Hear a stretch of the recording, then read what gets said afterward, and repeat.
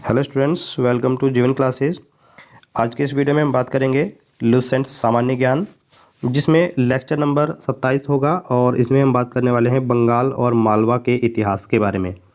बंगाल और मालवा के इतिहास से जितने भी क्वेश्चंस बनते हैं आपके एग्ज़ाम में, उनको हम यहाँ पर कंप्लीट करने वाले हैं। तो वीडियो को एंड तक देखिएगा उन सभी क्वेश्चंस को जानने के लिए। लास्ट वीडियो में हमने जौनपुर और कश्मीर का जो इतिहास था वो कंप्लीट किया था और वो वीडियो काफ़ी ज़्यादा पसंद की है आप लोगों ने। तो वहाँ पर जाकर के वो वीडियो अगर जिसने नहीं देखी है वो वीडियो जाकर के देखिएगा, काफ़ी अच्छी वीडियो है। सभी क्वेश्चंस आपको वहाँ पर मिल जाएंगे। आज हम स्टार्ट करेंगे बंगाल का इतिहास और इसी के साथ पढ़ने वाले हैं मालवा का इतिहास। तो बंगाल के इतिहास में जो सबसे पहले एक क्वेश्चन याद रखना है वो है कि बंगाल को दिल्ली सल्तनत में मिलाने वाला ऐसा सुल्तान का नाम बताइए। बंगाल को दिल्ली सल्तनत में ही उसने पूरा मिला लिया था।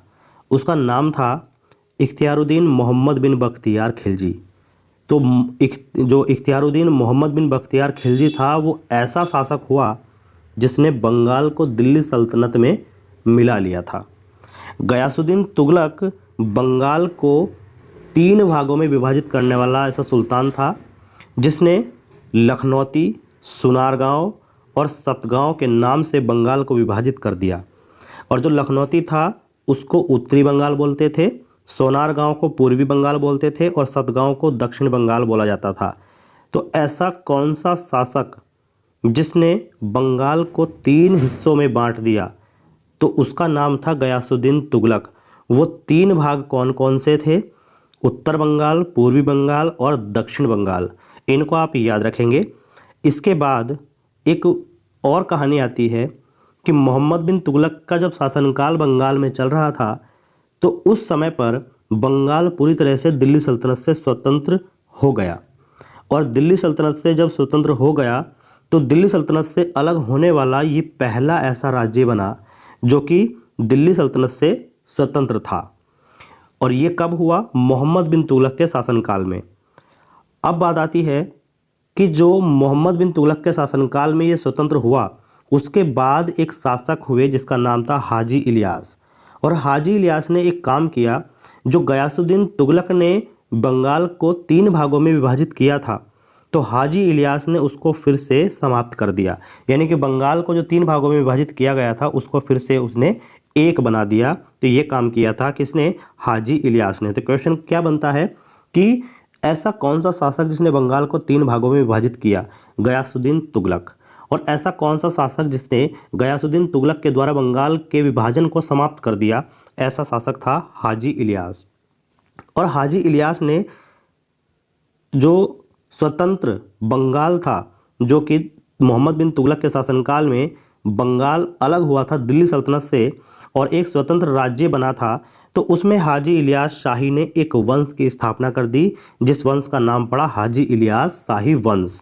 और ये संस्थापक कौन कहलाए?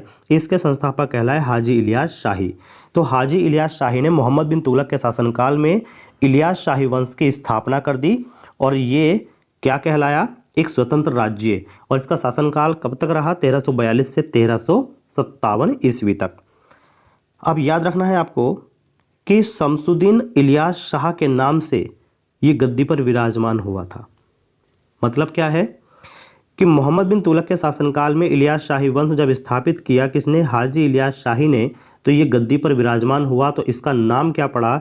शमसुद्दीन इलियास शाह। क्या नाम पड़ा था? शमसुद्दीन इलियास शाह। और इसके बाद आता है सिकंदर शाह। सिकंदर शाह का शासनकाल रहा 1357 से 1389 ईस्वी तक। तो सिकंदर शाह और कोई नहीं था, ये हाजी इलियास का ही पुत्र था। तो याद रखिए क्वेश्चन को कि सिकंदर शाह कौन था? हाजी इलियास का पुत्र था। और इसने एक मस्जिद का निर्माण कराया था, उस मस्जिद का नाम था अदीना मस्जिद। तो सिकंदर शाह द्वारा निर्माण कराई गई मस्जिद का नाम क्या था? अदीना मस्जिद था। और ये कहाँ पर है? पांडुआ में। और पांडुआ में ये कब निर्माण कराई गई? 1364 ईस्वी में इसका निर्माण हुआ था। तो अदीना मस्जिद का निर्माण किसने और कहाँ पर करवाया था? सुल्तान सिकंदर शाह ने 1364 ईस्वी में पांडुआ में अदीना मस्जिद का निर्माण कराया था। सिकंदर शाह के बाद गद्दी पर बैठने वाला शासक कौन था? इसी का पुत्र जिसका नाम था गयासुद्दीन आजम शाह। सिकंदर शाह का पुत्र गयासुद्दीन आजम शाह गद्दी पर बैठता है और गयासुद्दीन आजम शाह का शासनकाल 1389 से स्टार्ट होता है और 1409 तक चलता है। तो याद आपको रखना है कि गयासुद्दीन आजम शाह अपनी एक लोकप्रियता के कारण प्रसिद्ध था। किस लिए? क्योंकि ये अपनी एक न्यायप्रियता बहुत ज़्यादा पब्लिक को पसंद आई, जिससे कि वो क्या करता था, न्याय करता था लोगों के साथ, कभी भी ऐसा अन्याय नहीं किया। तो इसकी जो न्यायप्रियता थी वो लोगों में बहुत ज़्यादा प्रसिद्ध थी और इसीलिए ये प्रसिद्ध हुआ। कि गयासुद्दीन आजम शाह किस लिए प्रसिद्ध था, क्वेश्चन ये बनेगा। तो आप लिखेंगे अपनी न्यायप्रियता के लिए ये जो है लोगों में एक प्रसिद्ध माना जाता था। गयासुद्दीन शाह ने किसे अपना राजदूत बनाकर चीन भेजा था, ये क्वेश्चन काफ़ी बार बन चुका है। तो याद रखिएगा, एक बौद्ध महागुरु थे जिनका नाम था महारत्न धर्मराज। क्या नाम था? महारत्न धर्मराज, जिनको गयासुद्दीन आजम शाह ने राजदूत बनाकर चीन भेजा था। तो इनको जो है आपको याद रखना है, महारत्न धर्मराज एक बौद्ध महागुरु जो कि राजदूत बनकर गए थे चीन। इसके बाद एक क्वेश्चन आता है कि बंगाल का सबसे सज्जन राजा और ईमानदार राजा किसे माना जाता है, यानी कि बंगाल के शासनकाल में जितने भी राजा हुए, जितने भी शासक हुए, उनमें सबसे ज़्यादा सज्जन और सबसे ज़्यादा ईमानदार किसको माना गया? रुकनुद्दीन बारबाक शाह को। रुकनुद्दीन बारबाक शाह को बंगाल का सबसे सज्जन और ईमानदार राजा माना गया। भारत का ऐसा पहला शासक जिसके पास सबसे ज़्यादा विदेशी गुलाम थे, मतलब विदेश के लोगों को इसने सबसे ज़्यादा गुलाम बनाया था, रुकनुद्दीन बारबाक शाह ने अपने शासनकाल में। तो बारबाक शाह जो रुकनुद्दीन था, इनके दोनों क्वेश्चन आपको याद रखने हैं, ये बार बार क्वेश्चन में पूछे जाते हैं। अब यहाँ पर बंगाल की बाइबिल या फिर बात आती है बंगाल का पंचवेद। बंगाल का बाइबिल कहिए या बंगाल का पंचवेद कहिए, वो क्या है? रामायण ही है। बस इसको क्या किया गया? बंगाली भाषा में कन्वर्ट कर दिया गया। तो क्वेश्चन अगर ये बनता है कि बंगाल की बाइबिल या फिर बंगाल का पंचवेद किसे कहा जाता है, तो आप लिखेंगे बंगाली भाषा में रचित रामायण को। और इसको बंगाली भाषा में बदलने वाले कौन थे, यानी कि बंगाली भाषा में अनुवाद करने वाले कौन थे? तो वो थे कृत्तिवास। क्या नाम था उनका? कृत्तिवास, जो कि बारबाक शाह के समय में ही उन्होंने इसका अनुवाद किया था। तो रामायण का बंगाली भाषा में अनुवाद किसके शासनकाल में हुआ?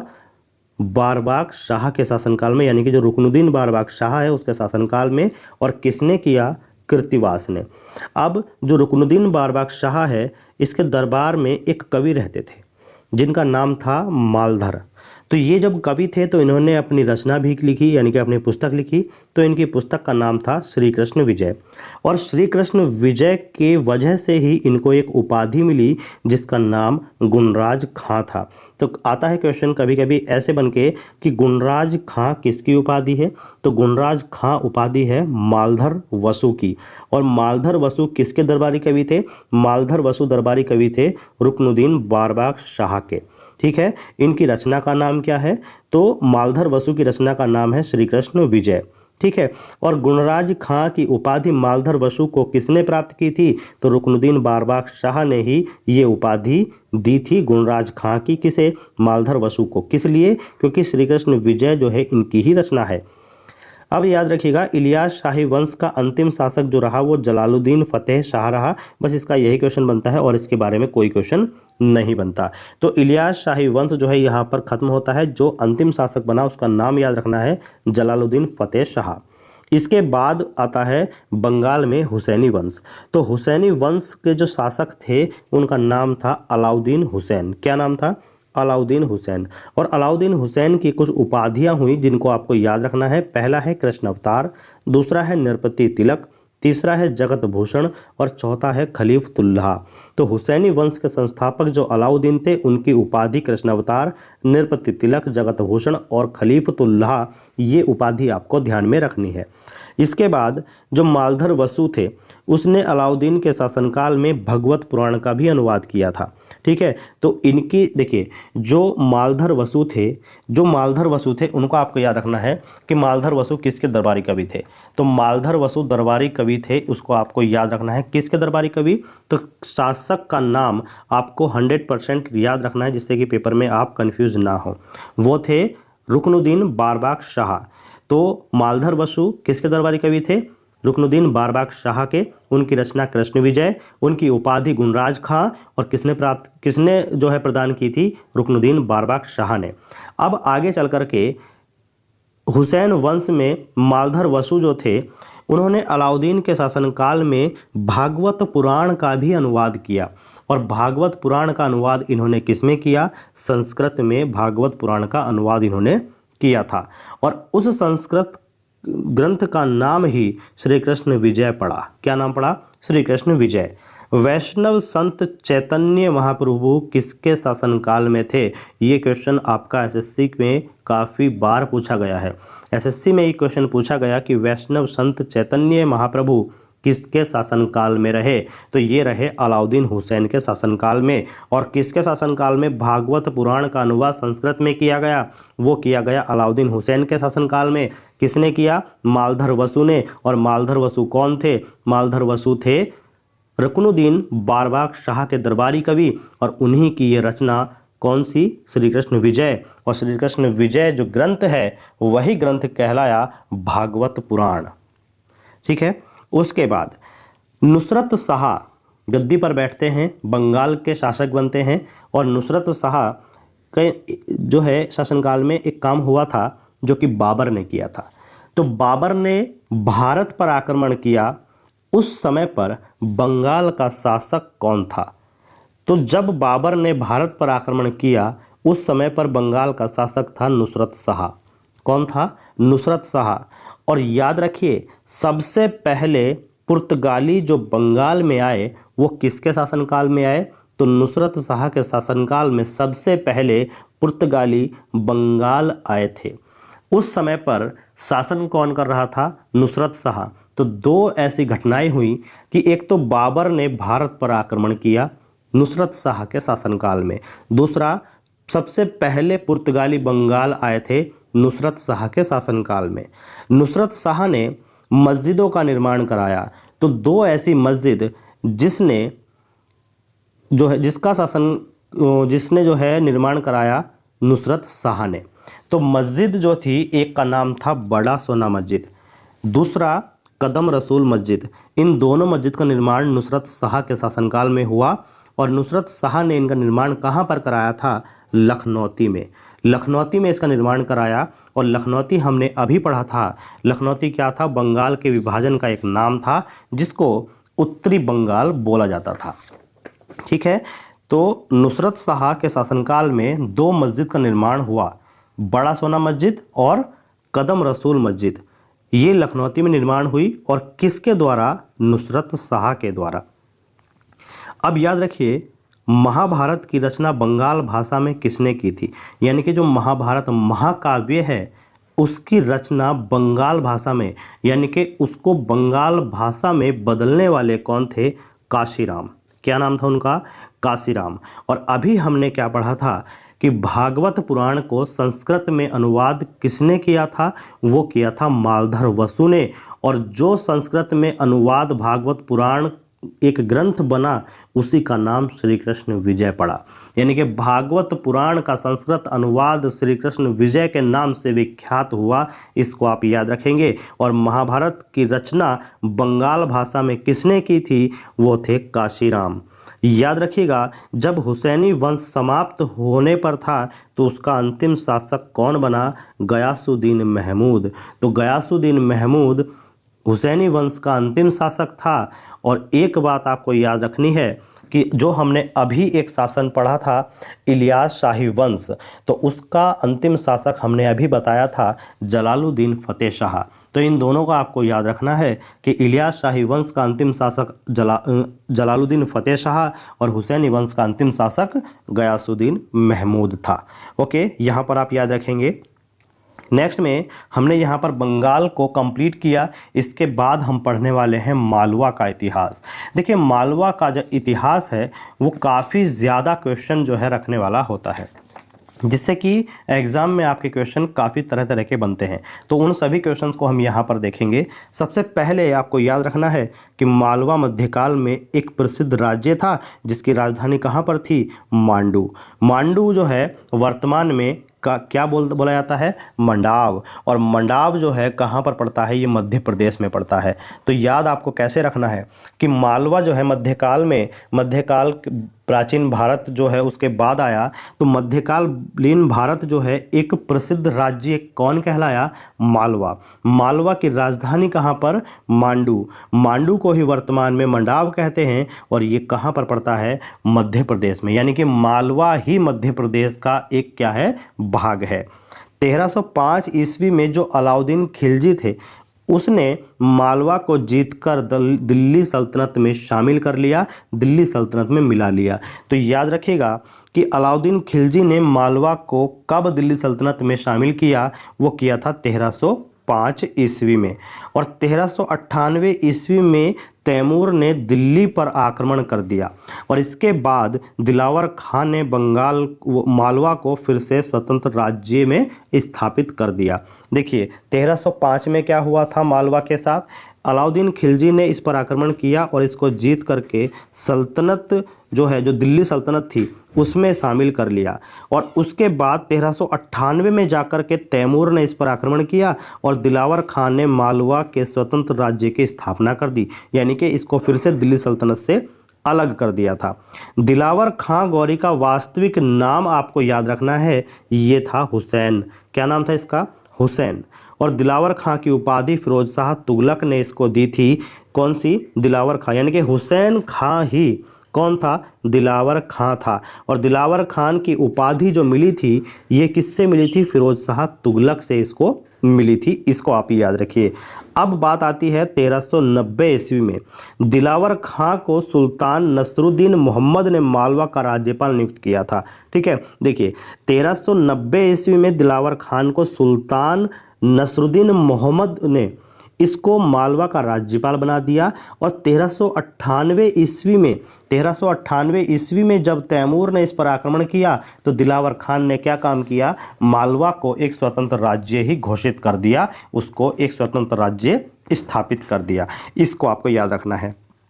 उसके बाद दिलावर खान गौरी का शासनकाल आता है 1401 ईस्वी में। और 1401 ईस्वी में स्वतंत्र राज्य की स्थापना पूर्ण रूप से इसने कर दी थी। यानी कि जब मालवा पर आक्रमण किया तैमूर ने, तो तैमूर के आक्रमण के बाद 1401 ईस्वी में इसने मालवा को पूरी तरीके से स्वतंत्र राज्य घोषित कर दिया था। और स्वतंत्र राज्य घोषित करने के बाद इसने राजधानी कहाँ पर बनाई थी, धारा को बनाई थी। और धारा वर्तमान में क्या है, धारा है वर्तमान मध्य प्रदेश। मध्य प्रदेश को ही इसने उसकी राजधानी बना दी। दिलावर खां के बाद जो है उसका पुत्र गद्दी पर बैठा, उसके पुत्र का नाम था अलप खान। क्या नाम था, अलप खान। यानी कि दिलावर खान गौरी का पुत्र अलप खान उसके बाद गद्दी पर बैठा, जिसका शासनकाल 1406 ईस्वी से 1435 ईस्वी तक रहा। अब देखिएगा दिलावर खां का जो पुत्र था अलप खान, उसकी एक उपाधि थी हुशंग शाह। कौन सी उपाधि, हुशंग शाह। लेकिन दिलावर खां के इस पुत्र अलप खान ने एक काम किया, अपनी राजधानी को धारा से बदलकर फिर से इसने कहां पर कर दिया, मांडू कर दिया। कहां पर, मांडू। फिर से इसने बदल करके मांडू कर दिया। यानी कि अलप खां के जो पिता दिलावर खां थे उन्होंने धारा इसकी राजधानी रखी थी जब इन्होंने एक स्वतंत्र राज्य की स्थापना की थी। उसके बाद जब इसका पुत्र अलप खां गद्दी पर बैठा तो उसने सबसे पहले राजधानी को ही बदल दिया, धारा से फिर से मांडू कर दिया। और अलप खां की उपाधि हुशंग शाह थी, इसको आप याद रखेंगे। अब देखिए अलप खां के एक गुरु थे जिसका नाम था शेख बुरहानुद्दीन। शेख बुरहानुद्दीन नाम था, जो एक प्रसिद्ध सूफी संत थे। ठीक है, सूफी संत थे, नाम था शेख बुरहानुद्दीन। ये कौन थे, अलप खान के गुरु।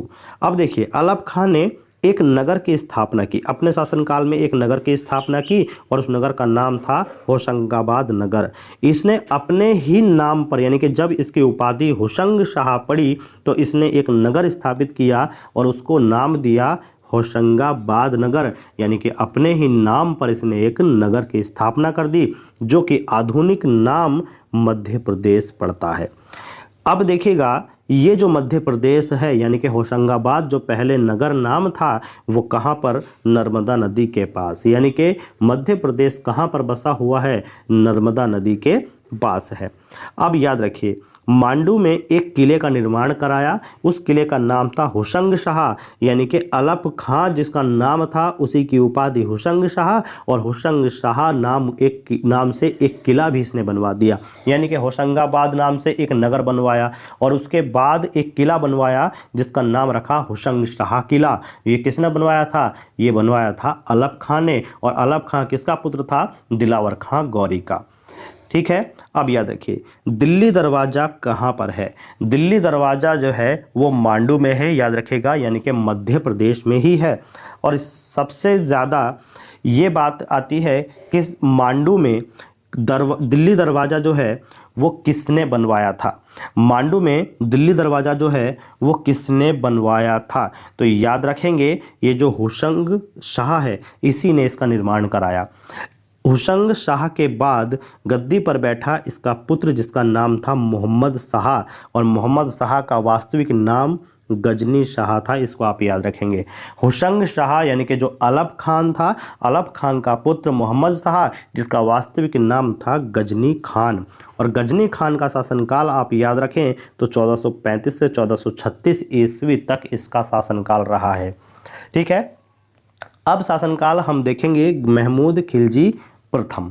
महमूद खिलजी प्रथम का शासनकाल आया मोहम्मद शाह के बाद। मोहम्मद शाह के बाद यानी 1436 ईस्वी से 1469 ईस्वी तक इसका शासनकाल चला। अब देखिएगा महमूद खिलजी प्रथम जो थे उसने मालवा में खिलजी वंश की स्थापना की, यानी कि मालवा में ही एक वंश और बना जिसका नाम खिलजी वंश था, और खिलजी वंश के संस्थापक कौन? महमूद शाह। कौन थे? महमूद शाह खिलजी, यानी कि नाम था महमूद खिलजी प्रथम। इसी ने खिलजी वंश की स्थापना मालवा में की, और इसकी उपाधि क्या थी? खान। इसकी उपाधि थी खान। और एक बात और याद रखनी है कि जब महमूद खिलजी ने चित्तौड़ पर आक्रमण किया था उस समय पर चित्तौड़ का राजा कौन था? ये क्वेश्चन तो बहुत बार पूछा गया कि राणा कुंभा उस टाइम पर चित्तौड़ का राजा था जब महमूद खिलजी प्रथम ने चित्तौड़ पर आक्रमण किया था। मांडू में 7 मंजिल विजय स्तंभ का निर्माण किसने कराया?